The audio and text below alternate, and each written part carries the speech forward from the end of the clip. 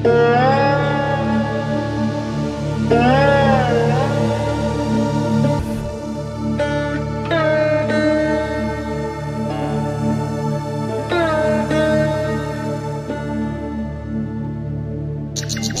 সাহিত্যের ভাণ্ডারে ছোট গল্পের একটি বিশেষ জায়গা রয়েছে। আমার প্রিয় কিছু ছোট গল্প নিয়ে আমি রাজর্ষি, আর আপনারা শুনছেন রাজর্ষি উবাচ।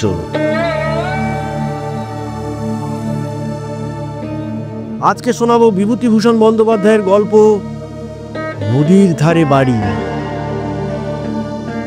শ্যামলীদের বাসা ছিল পীতাম্বর লেনে, 2 নম্বর পীতাম্বর চৌধুরী লেন। সেকেলে পুরনো বাড়ি, দোতলায় 6টি ঘরে 6টি পরিবারের বাস। কলতলায় 2টি বেলা সমানে ঝগড়া চলে জল তোলা নিয়ে। শ্যামলী ওদের মধ্যে একটু দেখতে ভালো, বয়স ওই 30-এর সামান্য ওপরে, 2-1 বছর ওপর। 4 সন্তানের মা, 2টি মেয়ে 2টি ছেলে। এখন বেলা 10টা বাজে। শ্যামলীর স্বামী খেতে বসেছে। শ্যামলী ডালের বাটিতে হাতা ডুবিয়ে সামনে বসে আছে। শ্যামলী বললে, ফিরবে কখন? শ্যামলীর স্বামীর নাম যদুনাথ ভট্টাচার্য। যদুনাথ একটা সওদাগরি অফিসে 70 টাকা মাইনের চাকুরি করে। যুদ্ধের বাজারে তাতে চলে না। খাওয়া দাওয়ার অসীম কষ্ট। ছেলে মেয়েগুলো দুধ খেতে পায় না। 2টো শুকনো মুড়ি চিবোয় স্কুল থেকে এসে। যদুনাথ বললে, ফিরতে 7টার পরে ধরো। আর একটা বাড়ি দেখো, বুঝলে? সে তো বুঝলাম, কিন্তু বাড়ি মিলছে কই? খুঁজতে কি কম করছি? এই বাড়িতে আর টেকা যায় না। কেন, কালো ঝগড়া হয়েছিল? আচ্ছা, কবে না হয়। বিশেষ গিন্নির সঙ্গে মতির মার ঝগড়া কালো খুব। অভয়ার সঙ্গে রামবাবুর বউয়ের ঝগড়া। কি জল তোলা নিয়ে নাকি? তা আবার কি নিয়ে? ও তো রোজকার ঘটনা লেগেই আছে। রোজ রোজ এই ত্রমি আমার আর ভালো লাগে না, অসহ্য হয়ে উঠেছে। যদুনাথ চলে গেল। শ্যামলীর ছেলেমেয়েরা খেয়ে দিয়ে স্কুলে চলে গিয়েছিল। ছেলে 2টি বড়, তারা হাই স্কুলে পড়ে। মেয়ে 2টি পড়ে মোড়ের কর্পোরেশন স্কুলে। ছোট্ট রান্নাঘর, একটি লোক কায়ে ক্লেশে বসে 2টি আহার করতে পারে। আজ 9টি বছর এই বাসায়। বড় মেয়ে লীলার বয়স। এই বাসাতেই লীলার আঁতুর হয়েছিল। রান্নাঘরের সামনে খোলা ড্রেনে তরকারির খোসা, ফ্যান, শাকের ডাঁটা, চিংড়ি মাছের খোসা জমে দুর্গন্ধ বের হচ্ছে। এই দুর্গন্ধ আর এই কুশ্রী দৃশ্য আজ 9 বছর ধরে সহ্য করতে করতে নাক অসাড় হয়ে গিয়েছে। এখন আর দুর্গন্ধকে দুর্গন্ধ বলে মনে হয় না। বিনা ওপরের তলার মনোরঞ্জন বাবুর মেয়ে। সে শ্যামলীকে ভালোবাসে। কাজ ঘেঁষে দাঁড়িয়ে বললে, কাকিমা, কি রাঁধলে? মুসুর ডাল আর চচ্চড়ি। কেন, মাছ আনেননি কাকা বাবু? না, 2 টাকা চিংড়ি মাছের সের, মাছ কি আর কেনবার জো আছে রে? উনি গিয়ে আবার ফিরে এলেন। এবার রেশনের চালে খুব কাঁকড় কম কাকিমা। আপনারা রেশন আনেননি? বুধবার আসবে রেশন, এখনো আনা হয়নি। তোমার কাকা যেতে সময় পাননি। বিকেলে কলে জল আসতেই ওপরের ভাড়াটে গিন্নিরা বড় 1 বালতি ঘড়া বসিয়ে দিলেন কলের মুখে। একজন একটা তুলে নিয়ে যায়, তো আর একজন একটা বসায়। এই জন্যে চৌবাচ্চায় মোটে কয়েক ইঞ্চির বেশি জল জমতে পায় না। গা ধোয়ার কি কষ্ট বিকেলে! এই গুমোট গরমে স্নিগ্ধ জলে স্নান করতে পারলে কি আনন্দই পাওয়া যেত, কিন্তু তা হওয়ার জো নেই। একজন ছোবড়া আর সাবান নিয়ে নামবে ওপর থেকে, আধ ঘন্টা ধরে থাকবে। প্রথমে নামবে অভয়া, তারপর নামবে মতির দিদি। এরা দুজনেই ভীষণ ঝগড়াটে। যতক্ষণ তারা কলতলায় গা ধোবে ততক্ষণ কলে 1 ঘটি জল কারো নেবার জো নেই। তাহলেই বাঁধবে ধুমধুমার কাণ্ড। অভয়া বাঙাল দেশের মেয়ে, বেশ সুন্দরী ও স্বাস্থ্যবতী। শ্যামলীকে ডেকে বললে, ও দিদি, কি হচ্ছে? কুটনো কুটছি ভাই। কি কুটনো? ঝিঙে আর ঢেঁড়স। আলুর দাম তো 12 আনা সের উঠেছে। আমাদের সাত দিতে কুলোলে তো কিনবো। রেশন এসেছে? না ভাই, বুধবার আসবে। আমায় 8 পোয়া চিনি দিতে পারবে দিদি তোমাদের রেশন থেকে? আসুক আগে, দেখবো এখন। এদের মধ্যে সবাই সমান অবস্থার মানুষ, কেরানির বউ। পরস্পরের সঙ্গে ঝগড়া দ্বন্দ্ব করে এদের দিন কাটে। পান থেকে চুন খসলেই আর নিস্তার নেই। বিশ্বাসগিন্নি দলের মোড়ল, ওপরের ভাড়াটেদের সর্দার। তিনি সকলের হয়ে ঝগড়া করতে এগিয়ে আসেন। তাঁর সর্দারিতে ওপরের মেয়েরা কোমর বাঁধে। তাদের মধ্যে একজন হচ্ছে এই অভয়া। দেখতে সুন্দরী হলে কি হবে, যেমনি স্বার্থপর তেমনি কুটিল মন। এই যে বললে চিনি দিতে হবে, না বললে আর রক্ষে নাই। কোন কালে এক বাটি নুন ধার দিয়েছিল, সেই ঘটনার উল্লেখ করে খোঁটা দিয়ে বলবে বরিশালের টানে, আমরা কি কোনো দিন কিছু কাউকে দিই নাই নাকি? অসময়ে সময়ে নুন রে তেল রে, তা নিয়ে মনে থাকবে কেনে? ঘোর কলিজে, কাজের সময় কাজই, কাজ ফুরালে পাজি। আচ্ছা, আমরাও কি আর কখনো কাজে লাগবো না? তখন যেন, ইত্যাদি ইত্যাদি ইত্যাদি। এই বাসাটাতে কি গুমোট গরম, দক্ষিণ দিক চাপা, এতটুকু হাওয়া আসে না। প্রাণ আইঢাই করে গরমে। আজ 9 বছর কষ্টভোগ চলছে। এই ঝগড়ার আবহাওয়া আর এই দারুণ স্থানাভাব, সকলের উপরে এই অপরিষ্কার নোংরা পরিবেশ। সবাই সমান অশিক্ষিতা। ভালো বললেও এ বাড়িতে মন্দ হয়। সেদিন অপরাধের মধ্যে ও শশীবাবুর স্ত্রীকে বলেছিল, দিদি চিংড়ি মাছের খোসাগুলো একেবারে সামনেই ফেললেন। কলতলায় সকলেরই যেতে আসতে হয়, সকলেরই তো অসুবিধে। আর যাবি কোথায়? শশীবাবুর বউ চিৎকার জুড়ে দিলে, আমি কি একলা ফেলি নাকি? সবাই তো ফেলে। কেনই বা না ফেলবে? ভাড়া দিয়ে সবাই বাস করে, কারো একার সম্পত্তি তো নয়। সবারই সুবিধে এখানে দেখতে হবে। যদি তাতে অসুবিধে হয় তবে গরিব ভাড়াটেদের সঙ্গে বাস করা কেন বাপু? তাহলে দোতলা বাড়ি আলাদা ভাড়া নিয়ে বালিগঞ্জে গিয়ে বাস করলেই তো হয়। শ্যামলীও চুপ করে থাকবার মেয়ে নয়। সে বললে, দিদি কি পাগলের মতো বকছেন? আপনি চিংড়ি মাছের খোসা ফেলবেন, তাতে কেউ বারণ করছে না। তবে আমারই রান্নাঘরের সামনে কেন ফেলবেন, এইটা হচ্ছে কথা। কেন আমি তা ফেলতে দেব বলুন তো? ফেলতে দেবে না তোমার কথায়? কি তুমি এমন লাটসায় মেয়ে চলে বাপু? তুমি পাগল না আমি পাগল? রান্নাঘরের বাইরের জায়গা তোমারও যা আমারও তা, তুমি বলতে আসবার কে? তা বলে পরের সুবিধা অসুবিধা যারা না দেখে তারা আবার মানুষ? তাদের আমি ঘোর অমানুষ বলি। এই পর্যন্ত গেল সাধারণ ভাবের কথা। একে ঝগড়া বলে অভিহিত করা যায় না।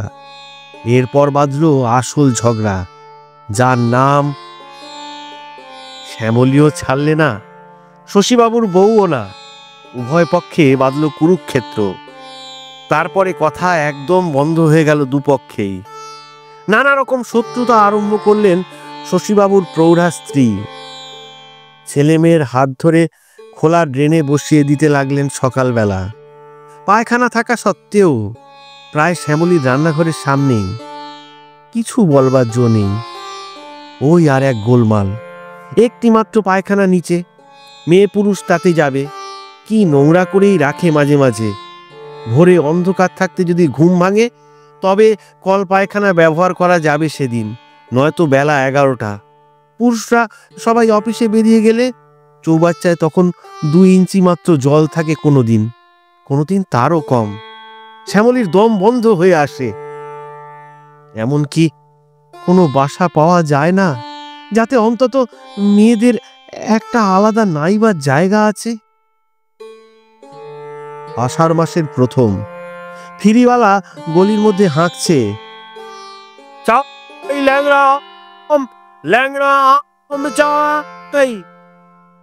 বৃষ্টি এখনো নামেনি। এবার জ্যৈষ্ঠ মাসের গরম প্রায় সমানভাবেই চলছে। মতির ছোট বোন এসে বললে, 10 পলা তেল ধার দেবেন কাকিমা? শ্যামলী বললে, না রে, হবে না, তেল নেই। 8 পলাও হবে না? ওরে কিচ্ছু নেই। মেয়েটা চলে গেল। শ্যামলী তেল দেবে কি? ওদের কোন আক্কেল নেই। শ্যামলী কি স্বাদে বিরক্ত হয়েছে? উনি খারাপ কলের তেল খেতে পারেন না বলে 1 নম্বর কানপুর কিনে আনেন ওর অফিসের রেশন বেচে। সে কি ঝাঁঝওয়ালা তেল! মতির এক কৌশল ধরেছে কি, 20 পলা সেই ভালো তেল হপ্তায় ধার নেবে আর ধার শোধ দেবে 5 শিকেশের কলের তেল দিয়ে। উনি বলেন ও তেল খেলে বেরি বেরি হয়। শ্যামলীদের ফি হপ্তায় 20 পলা তেল অপব্যয়ে যায়। ওরা চালাক আছে। একবার নেবে 10 পলা, তারপর আরেকদিন এসে 10 পলা। একসঙ্গে নেবে না, একেবারে যেন মৌরুষি পাট্টা করে বসেছে। দেব না তেল, রোজ রোজ ও চালাকি খাটবে না আমার কাছে, দেখি কি হয়। কিন্তু মতির মায়ের কৌশল অন্যরকম। সে এতটুকু চটল না। আবার একবার বাটি হাতে এসে হাজির স্বয়ং মতির মা। ও শ্যামলী, দে দিকি ভাই, একটু তেল দে। তেল নেই দিদি। না রে, দিতেই হবে, মাছ ভাজা হচ্ছে না, 5 পলা তেল দে। যা আছে আমারই কুলোবে না দিদি। দেখি দেখি তোর তেলের বোতল দেখি। দে ভাই, আমায় 5 পলা দে। অগত্যা শ্যামলী উঠে গিয়ে তেল দেয়। ও আবার পরের কাঁদুনি মিনতি বেশিক্ষণ সহ্য করতে পারে না। ঠকছে তো দেখাই যাচ্ছে, ঠকুক, লোকে তাতে খুশি হয়, হোক। কিন্তু এই সামান্য ব্যাপার নিয়ে দোতলার ভাড়াটেদের মধ্যে মহা ঘোটমঙ্গলের সৃষ্টি হলো। মতির মা গিয়ে 7খানা করে লাগিয়েছে তাদের কাছে। তেল থাকতেও দিতে চাচ্ছিল না, বোতল দেখতে চাইলুম তাই তো দিলে। এমন ছোট নজর তো কখনো করতে পারিনি আমরা।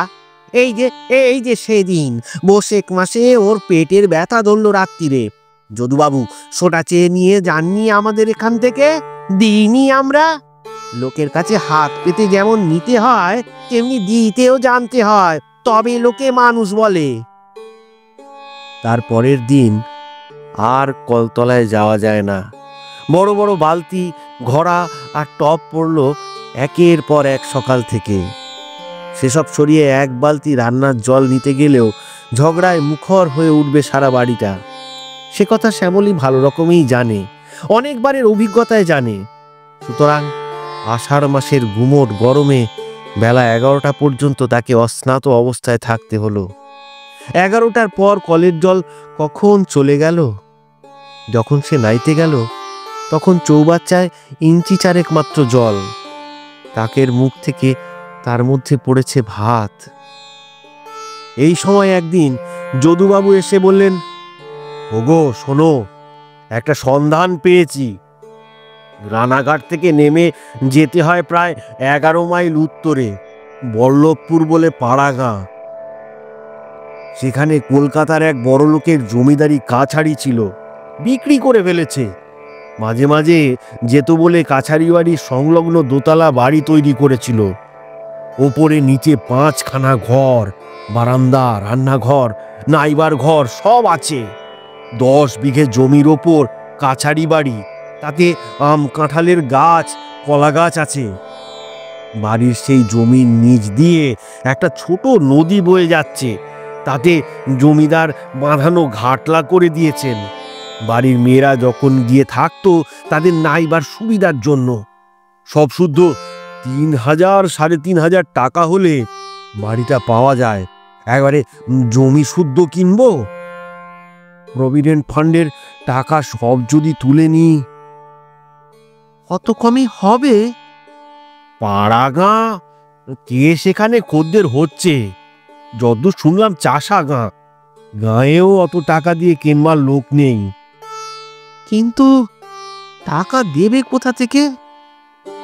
ভাবছি প্রভিডেন্ট ফান্ডের টাকা সব তুলে নি, তোমার গহনা কিছু দাও, আর ওই ইন্স্যুরেন্স কোম্পানির কাছ থেকে কিছু ধার করি। আমার কাছেও সামান্য কিছু আছে। শ্যামলীর মন নেচে উঠল। কতদিন সে পাড়াগাঁয়ের মুখ দেখেনি। বাপের বাড়ি ছিল হুগলি জেলার তারকেশ্বর লাইনে দাসপুর গ্রামে। সে বংশে বাতি দিতে কেউ নেই। জ্ঞাতি কাকারা পর্যন্ত উঠে এসে কলকাতায় বাস করছেন। ঘোর ম্যালেরিয়া, চলে না সেখানে থাকা। যদি এ সম্ভব হয়, ভগবান কি এত দয়া করবেন? তা কি তার কপালে সম্ভব হবে? শ্যামলী বললে, কিন্তু তুমি কোথায় থাকবে? কেন? সেখানেই থাকবো। আর আপিস? চাকুরি ছেড়ে দেব। একঘেয়ে হয়ে গিয়েছে এ জীবন, আর ভালো লাগে না। স্বাস্থ্য যেতে বসেছে। একটু সাহস করে দেখি যা আছে কপালে। ওখানে জায়গা জমি নিয়ে চাষবাস করব। সে কি? আর ছেলে দুটোর লেখাপড়া? তারা রানাঘাটে বোর্ডিংয়ে থাকবে, সে ব্যবস্থা হয়ে যাবে এখন। আর এ যা লেখাপড়া শিখছে, এ শিখে তো কেরানি হবে। তার চেয়ে ভালো কাজ ওখানে শিখতে পারবে। বিলেত থেকে লোক গিয়ে আমেরিকায় বাস করে আমেরিকা যুক্তরাজ্য স্থাপন করেছিল। অজানায় পাড়ি না দিলে মানুষ মানুষ হয়ে ওঠে না। জীবন উপভোগী যদি না করলুম, বেঁচে থেকে কি হবে বলতে পারো? গ্রামের লোকদের কাছে দুটো ভালো কথা বলবো, নাইট স্কুল করব, বই পড়তে শেখাবো। এ আমার অনেক দিনের ইচ্ছা। স্বামী স্ত্রীতে মিলে সারা বিকেল আর রাত ধরে পরামর্শ হলো। শ্যামলীর চোখে রঙিন স্বপ্ন ভেসে উঠেছে। দূরের পাখি ডাকা, ফুল ফোটা, সুমুখ জ্যোৎস্নারাত্রির প্রহরগুলি।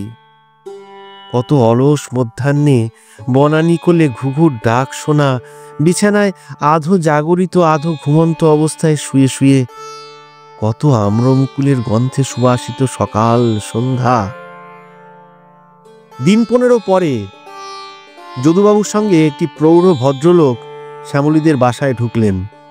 যদুবাবু বললেন, আজ উনি এখানে খাবেন। শ্যামলীকে আড়ালে বললেন, উনি ওদের এস্টেটের নায়েব। ওরও নাম যদুবাবু, তবে উনি কায়স্থ।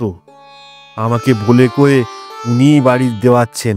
ও অতি ভদ্রলোক। একটু ভালো করে খাওয়াও দাওয়াও। 3.5 মধ্যে হয়ে যাবে। আর সেই সঙ্গে জমিদারের খাস কিছু রোয়া ধানের জমি, সেটাও ওই সঙ্গেই হয়ে যাবে। আহারাদির পরে ভদ্রলোক অনেকক্ষণ কি পরামর্শ করলেন যদুবাবুর সঙ্গে। তারপর চা খেয়ে বিদায় নিলেন। এর 3 দিন পরে শ্যামলীকে যদুবাবু বললেন, বাড়ি রেজিস্ট্রি করা হয়ে গিয়েছে, বুঝলে। আষাঢ় মাসের শেষের দিকে জিনিসপত্র গুছিয়ে শ্যামলীরা তাদের নতুন কেনা বাড়িতে বাস করতে চলল। কলকাতার বাসা একেবারে উঠিয়ে দিলে না। কিছু কিছু জিনিসপত্র ঘরে রেখে ঘর চাবি বন্ধ করে গেল। রানাঘাট থেকে ট্রেন বদলে ওরা বেলা 10টার সময় বনগা লাইনের গাংনাপুর স্টেশনে নামলো। আগে থেকে বন্দোবস্ত করার ফলে বল্লভপুর গ্রামের একখানা গরুর গাড়ি স্টেশনে উপস্থিত ছিল। মাঠ ও বন জঙ্গলের মধ্যে দিয়ে এই গ্রাম ও গ্রাম পেরিয়ে চলল গাড়ি। বেলা প্রায় 3টের সময় সামনের একটা ঝাঁকড়া বটগাছ দেখিয়ে গাড়োয়ান বললে, ওই যে বন্দিপুরের মনবিবিতলা দেখা যাচ্ছে, ওর পরেই বল্লভপুর। শ্যামলীর বুক দুলে উঠল। কি জানি কেমন হবে এত আশা সুখে কেনা বাড়িটা, কেমন হবে সেখানকার জীবনযাত্রা। জানাকে ফেলে অজানাকে তো আঁকড়ানো হলো চোখ বুজে। এখন সেই অজানার প্রকৃতি কি, সেটা এক্ষুনি তো বোঝা যাবে। আর একটু পরেই কি গিয়ে দেখবে যে সেখানে, কি জানি। সর্বস্ব খুইয়ে তার বিনিময়ে কেনা। ক্রমে আরো আধ ঘন্টা কেটে গেল। বেলা বেশ পড়ে এসেছে। এমন সময় গাড়োয়ান বললে, এই যে বাবু, বাড়ির সামনে এসে গিয়েছে গাড়ি। নামুন নামুন, মাথা করুন, এবার নামুন। দুরু দুরু বক্ষে শ্যামলী নামলো সকলের আগে। যদুবাবু বললেন, না দেখে বাড়ি কেনা, এতগুলো টাকা, বলতে গেলে সর্বস্ব খুইয়ে এই দূর গায়ে বাড়ি কেনা। তুমি আগে নেমে বাড়িতে ঢোকো। মেয়েরা ঘরের লক্ষ্মী কিনা, তুমি আগে ঢোকো। আমার তো সাহস হচ্ছে না। কি জানি কি রকম হবে। নামো নামো, তুমি আগে নামো। হ্যাঁ গো, শুনছো? বাড়ি কি পরিষ্কার করা আছে, না এক গলা ধুলো আর মাকড়সা জ্বালার চামচিকের বাসা? গিয়ে এখন ঝাঁট দিতে হবে। আচ্ছা আচ্ছা, চাবি কোথায়? গাড়োয়ান শুনতে পেয়ে বললে, ও মা ঠাকুরুন, বাড়িতেই আছে মুক্তোর মা গয়লানি আর তার ছেলে। তারাই বাড়ি দেখাশুনো করছে। নিচের একটা ঘরে আছে, চাবি তো নেই, বাড়ি খোলাই পড়ে আছে। কয়েক পা এগিয়ে গিয়ে একটা বাঁশ ঝাড়ের আড়ালে একেবারে শ্যামলীর সামনেই যে বাড়িটা পড়ল, সেটা দেখে সে আনন্দে ও বিস্ময়ে অবাক হয়ে দাঁড়িয়ে গেল। এই বাড়ি তাদের? এমন বাড়ি এই অজপাড়া গায়ে? কলকাতায় এমনি হলদে রং করা সবুজ রঙের জানালা খড়খড়িওয়ালা দোতলা বাড়ি দেখেছে। দোতলাও নয়, বাড়িটা তেতলা। কিন্তু এমন বাড়িটা সত্যি তাদের নিজস্ব? শ্যামলী আনন্দে চেঁচিয়ে উঠে বলল, ও গো, দেখো, একবার এসে দেখো। পরক্ষণেই ওর লজ্জা হলো। গারোয়ানটা না জানি কি দেখলেই মনে করলে ওকে। ততক্ষণে যদুবাবু ও ছেলেমেয়েরা মাঝঝাড়ের মোড় ছাড়িয়ে বাড়ির কাছে এসে গিয়েছে। যদুবাবু বললেন, বাহ বাহ, বেশ বেশ। রাস্তায় আসতে গারোয়ানকে যদুবাবু বাড়ির কথা বহুবার জিজ্ঞেস করেছিলেন।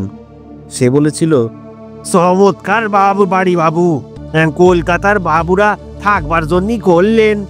তেতলা বাড়ি, দরাজ জায়গা, নদীর ধারে বাঁধা ঘাট আছে, ফল ফাকরের গাছ আছে, দেখবেন বাড়ির মতো বাড়ি একেবারে। কিন্তু ছোট লোকের সে কথায় আস্থা স্থাপন করতে পারেননি শ্যামলী বা তার স্বামী। এখন বাড়িটা দেখে মনে হলো গারোয়ান অনেক কমিয়ে বলেছিল। বাড়িটা সম্বন্ধে আসল কথা হচ্ছে, অনেকখানি ফাঁকা জায়গার মধ্যে বাড়িটা দাঁড়িয়ে, অথচ ঠিক পাশেই গ্রামের বসতি।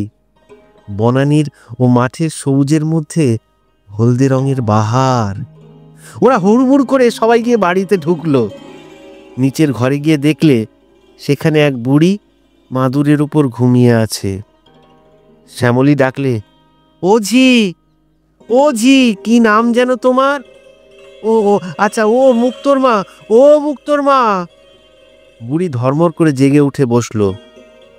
তারপর ঘুম জড়ানো চোখে ওদের দিকে খুব সামান্য একটুখানি চেয়ে থেকে তাড়াতাড়ি মাদুর ছেড়ে উঠে এসে শ্যামলীর পায়ে গড় হয়ে প্রণাম করে বললে, পোড়া কপাল আমার মা, ঘুমিয়ে পড়েছি এই অবেলায়।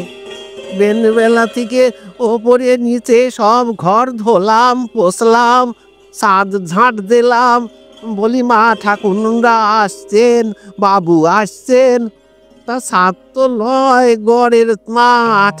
এই হাতির মতো বাড়ি ধোয়ানো সামলানো কি একদিনের কম মা? আসুন আসুন মা ঠাকুরন, আসুন বাবা। শ্যামলী বললে, তোমার নাম মুক্তোর মা? হ্যাঁ বলে সবাই।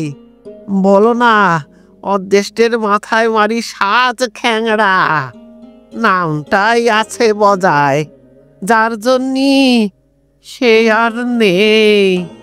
তাহলে কি আজ আমার ভাবনা ছিল? শ্যামলীর ওসব কথা ভালো লাগছিল না। তার ইচ্ছে হচ্ছিল এক দৌড়ে বাড়িটার ওপর নিচে সব দেখে আসে। কিন্তু কি মনে করবে এরা, কি মনে করবে মুক্তোর মা? ওরা সবাই মিলে নিচের ঘরগুলো দেখলে। বড় বড় দুটো ঘর, প্রশস্ত থামওয়ালা ঝিলিমিলি বসানো বারান্দা, ওদিকে অন্য একটা ছোট রোয়াকের সামনে রান্নাঘর। শ্যামলীর বড় ছেলে কানাই বললে, মা, এ তো রান্নাঘর নয়, এ আমাদের কলকাতার বাসার ঘরের চেয়ে অনেক বড় গো। দেখো দেখো দেখো, কেমন আলমারি দেওয়ালের গায়ে। বড় মেয়ে ডলি বললে, কতগুলো জানলা দেখো মা রান্নাঘরে। ওপরে সিঁড়ি বেয়ে দূর দূর করে সবাই উঠল। শ্যামলী বললে, ওগো, দেখো কি সুন্দর মেঝে, কাঁচের সার্সি বসানো জানলা। কানাই ও ছোট ছেলে বলাই একসঙ্গে চেঁচিয়ে বললে, কি সুন্দর সিনারি, দেখে যাও মা বারান্দা থেকে। ওই তো মাঠটার পরেই কেমন সুন্দর ছোট্ট নদীটা, ওপারে সবুজ মাঠ, কেমন ঝোপ আর বাবলা গাছ। ওমা, গরু চড়ছে। ও কি কি সুন্দর ফুল ফুটেছে ওপারের ক্ষেতে। ও বাবা, দেখে যাও। যদুবাবু বললেন, ও হচ্ছে ঝিঙের ফুল। বর্ষাকালে সন্ধ্যের সময় ঝিঙের ফুল ফোটে কিনা, সত্যি ভারী সুন্দর সিনারি বটে। ওগো, দেখো ওইদিকে এসে কি ফাঁকা। শ্যামলী বললে, তেতলার ঘরটা দেখে আসি, চলো। তেতলার ঘরটি অপেক্ষাকৃত ছোট, কিন্তু খুব বড় বড় 3টি জানালা, 3টি দেওয়ালে, রাঙামাটির পালিশ করা মেঝে, দরাজ ছাদ। ছাদের ওপর থেকে বহু দূর ব্যাপী মুক্ত মাঠের সবুজ বাণী এই আষাঢ় সন্ধ্যায় ওদের অন্তর স্পর্শ করলে। শ্যামলীর চোখে জল এলো। এই যে রূপকথার রাজবাড়ি তার কাছে। সে গরিব ঘরের মেয়ে, গরিব ঘরের বউ, কলকাতার বাসার অন্ধকূপে আজীবন কাটিয়ে আজ কি ভাগ্যে এমন বাড়িঘর নিজের মনে করবার অধিকার পেল। কানাই ইতিমধ্যে ছুটে এসে বললে, বাঁধা ঘাট দেখে এলাম মা, একটু ভেঙে ভেঙে চটা উঠে গিয়েছে চাতালের, তবু দিব্যি আরামে নাইতে পারবে।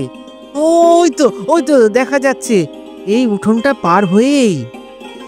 যদুবাবু বললেন, না, ৩,৫০০ টাকা নিক, জিনিসের মতো জিনিস, বাড়ির মতো বাড়ি, ছেলে পুলে নিয়ে দরাজ জায়গায় বাস করো। এই তো পাশেই গাঁয়ের কি পাড়া, ডাক দিলেই লোক পাবে, কোনো ভয় নেই। আমি এখানে একটা কিছু করব। এত লোকের চলছে আর আমার চলবে না? খুব চলবে, খুব চলবে। তোমরা দাঁড়াও, জিনিসপত্র সব উপরে নিয়ে আসি। কি কি গাছ আছে মুক্তোর মা? মুক্তোর মা বললে, 3টে আম আছে, 7টা কাঁঠাল গাছ, একটা পেয়ারা গাছ, একটা সালতে গাছ, একটা বিলিতি কুল গাছ, আর 2 কলা গাছ, আর 4টা নারকুল গাছ। বাবুরা নিজে হাতে সব লাগাইছিলেন থাকবেন বলে, সব করে কলকাতা থেকে চারা এনে এই ও বছর ওই দেখো একটা চাপা ফুল গাছও বসিয়ে গিয়েছে। একটু পরে সন্ধ্যা হয়ে অন্ধকার নামলো। শ্যামলীর দুঃখ হলো, এখন আর কিছু দেখা যাবে না। নতুনতর জীবনযাত্রার পথে নতুনতর দেশের প্রতি পথঘাট চিনে নেওয়া যেত, ভালো করে দেখা যেত আলো ভরা দিনমানে। শ্যামলী তাড়াতাড়ি লণ্ঠন জ্বাললে, ডাকলে, মুক্তোর মা, ও মুক্তোর মা। মুক্তোর মা মালপত্র গাড়ি থেকে নামিয়ে এনে দোতলায় তুলছিল। বললে, কি মা, জল আছে বাড়িতে? জল তুলে রেখেছি একটা বালতিতে, আর তো পাত্র নেই মা, তাই তুলতে পারি নেই। সে কথা বলছি নে, বাড়িতে জল আছে, মানে কুয়ো টুয়ো আছে? বাঁধানো পাত কুয়ো আছে, নাওয়ার ঘর আছে রান্নাঘরের পেছনে। চলুন আমি দেখিয়ে দিই। বাবুদের বাড়ি কোনো ত্রুটি ছিল না মা, আগাগোড়া শান বাঁধানো, চৌবাচ্চা আছে বাঁধানো। তাতে জল তুলে রাখনি? নাইবে যদি তবে পাত কুয়োর জলে কেন মা, দিব্যি বাঁধানো নদীর ঘাট, অসাগর জল নদীতে। এখন জোয়ার এসেছে, সব পইটেগুলো ডুবে গিয়েছে। চলুন চলুন, গা ধুয়ে আসবেন। শ্যামলী নদীর ঘাটেই নাইতে গেল। ঘাটের ঠিক পাশে কি একটা বড় প্রাচীন গাছ, তার ছায়া পড়েছে বাঁধা ঘাটের পৈঠেগুলোতে। কি একটা পুষ্পের সুবাস বাতাসে ভুরভুর করছে, এই গাছ থেকেই আসছে। ওটা কি ফুলের গন্ধ মুক্তোর মা? কি একটা লতা এই গাছে উঠেছে মা, কাল সকালে দেখবেন সাদা সাদা ফুল ফুটেছে, ভারী বাস বেরোয় রাত্রিরে। শ্যামলী জলে নামলো। আজ সে রূপকথার রাজকন্যে। স্নিগ্ধ জল, ওপারের দিক থেকে হাওয়া বইছে, সেই ফুলের সুগন্ধ, তারা ভরা আকাশ, এই বাঁধা ঘাট, এই প্রাচীন কি বনস্পতি, এই বনপুষ্প সুবাস, সব তাদের নিজস্ব। তারা পয়সা দিয়ে কিনেছে। কলকাতায় সেই পচা ড্রেন, কলতলা, অভয়া, বিশ্বাসগিন্নি সব স্বপ্ন হয়ে গিয়েছে একদিনে। তাদের জন্যেই সত্যি কষ্ট হলো। বেচারি মতির মা, বেচারি শশীবাবুর বউ, ওদের একবার এখানে আনতে হবে। না না, এও স্বপ্ন। এখনো যেন বিশ্বাস হয় না এত সৌভাগ্য। ডলি চেঁচিয়ে ডাকছে দোতলার বারান্দা থেকে, ও মা, শিগগির গা ধুয়ে এসো, বাবা চা চাইছে, চলে এসো চট করে। শ্যামলী স্বপ্নলোক থেকে নেমে এলো। সাবানের বাক্সটা নেই, আনতে ভুলে গিয়েছে তাড়াতাড়িতে। মুক্তোর মা, ও মুক্তোর মা, ছুটে যাও, বড় দিদিকে বলো গে ছোট তোরঙ্গের মধ্যে সাবানের বাক্সটা আছে, ওটা দিতে।